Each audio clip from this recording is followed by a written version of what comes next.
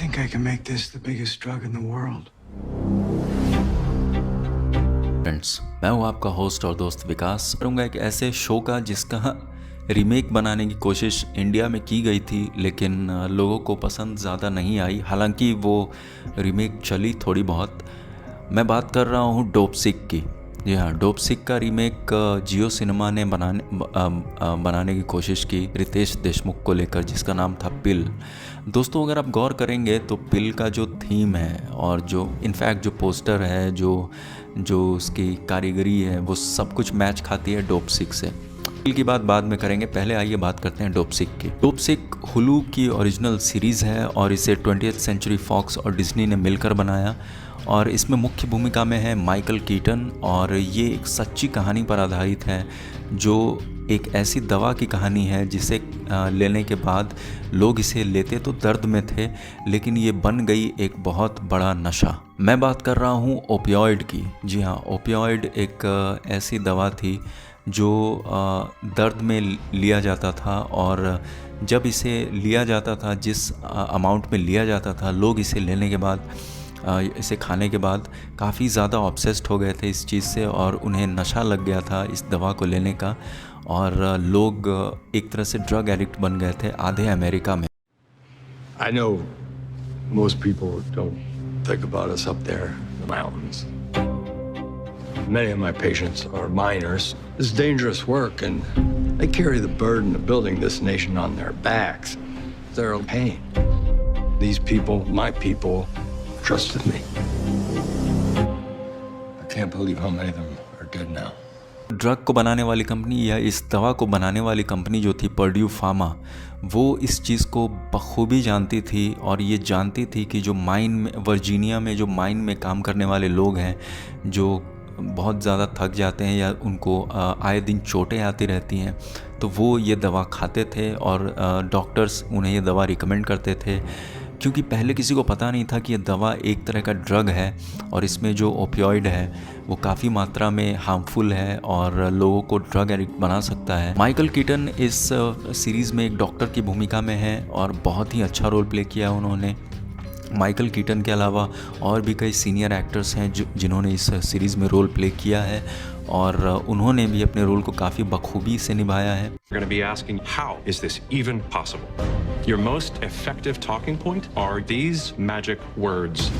Less than 1%. Less than 1%. Less than 1. Less than 1? They told me that less than 1% would become addicted. Foxycontin does what I think it can. It could soon become Purdue's first billion-dollar drug. अगर मैं बात करूं इस show की, तो ये show काफ़ी सारे एमी अवार्ड्स जीत चुका है दोस्तों, चाहे वो बेस्ट एक्टर का हो, चाहे वो बेस्ट एक्ट्रेस का हो, चाहे वो बेस्ट सीरीज़ का हो, चाहे वो बेस्ट मिनी सीरीज़ का हो, लिमिटेड सीरीज़ का हो, या सिनेमाटोग्राफी का हो। मैं आपको बता दूं कि इस शो के एक एपिसोड ने सिर्फ अपनी सिनेमाटोग्राफी के कारण ही स्पेशल कैटेगरी में सिनेमाटोग्राफी के लिए अवार्ड जीता था। तो ये बहुत ही बड़ी खूबी है इस शो की कि ये शो आपको शुरू से अंत तक बांधे रखता है। जो शो का जो थ्रिल है, जो एक डर का माहौल पैदा किया गया है, वो आपको सच में जब आप देखेंगे तो आपको सच में डर लगने वाला है। और मैंने ऐसा पहले कभी नहीं देखा था कि जो बिना हॉरर सीरीज़ है, जिसमें ना कोई भूत है ना प्रेत है, फिर भी लोगों को डर लग रहा है देख के। तो ये इस तरह की ये डायरेक्टर की ये खूबी है कि जब इस तरह का शो बनाते हैं तो लोगों के अंदर तुरंत कनेक्ट हो जाते हैं, और इस तरह का माहौल पैदा करके दिखाते हैं स्क्रीन पे कि लोगों को डर लगता है। ये शो 2021 में आई थी। इसके कुल 8 एपिसोड्स थे जो कि वीकली ड्रॉप हुए थे डिज्नी प्लस हॉटस्टार पर और हुलू पर, और अभी भी ये शो डिज्नी प्लस हॉटस्टार पर स्ट्रीम हो रही है। दोस्तों, ये शो वाकई में बहुत अच्छी है।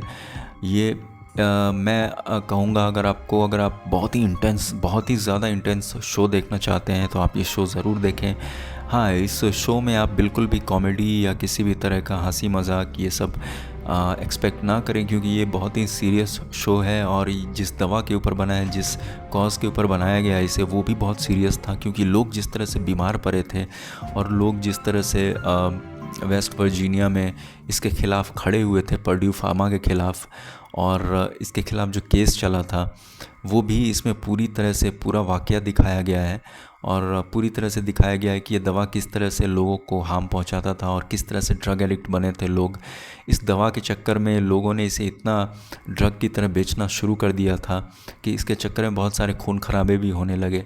तो बहुत ही एक सोशल इम्पैक्ट भी दिखाया गया है इसमें कि एक ड्रग को लेकर या किसी नशे को लेकर क्या क्या हो सकता है इस समाज में। माइकल कीटन के अलावा इस शो में विल पॉल्टर भी हैं जिन्होंने द बेयर में भी अच्छा किरदार निभाया था, और काफ़ी सारे उनके शोज़ हैं जिसमें उन्होंने अच्छा किरदार निभाया। काफ़ी सारी मूवीज़ हैं। आपको बता दूं कि ये शो डिज्नी प्लस हॉटस्टार पर स्ट्रीम हो रही है और आप इसे ज़रूर देखें, अपने फैमिली के साथ ज़रूर देखें, अपने दोस्तों के साथ देखें। आप ये शो देख सकते हैं, ये आप पूरे परिवार के साथ देख सकते हैं, लेकिन इसमें कुछ सीन्स हैं जो आपको डरा सकते हैं।